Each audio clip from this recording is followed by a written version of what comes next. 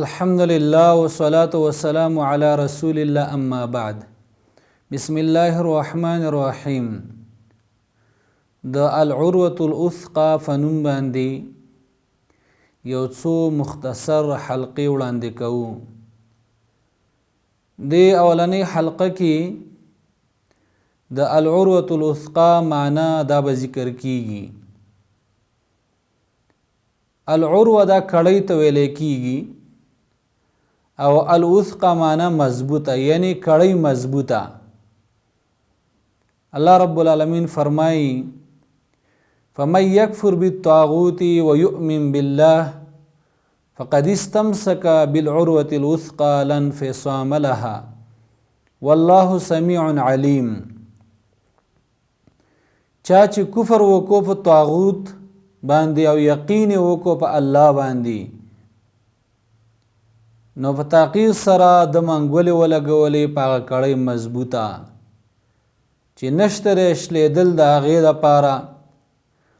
الله تعالی اوریدونکی او پوهه ذات دی. سلف صالحینو د العروة الوثقا مختلفی معنی ذکر کړي، لیکن د ټولو مقصد دا یو دی. عبدالله ابن عباس رضی الله تعالی عنه او سعید ابن جبیر او ضحاک د العروة الوثقا معنا د لا اله الا الله کړي. انس ابن مالک هغه معنا په قرآن سره کړي.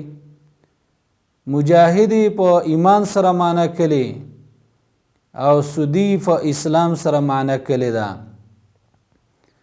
اولن فصام لها معاذ ابن جبل رضی الله تعالی عنہ وائی لن قطاع لها دون دخول الجنه، یعنی دیر پارش لیدل نشتا سړی جنت ته ننباسي.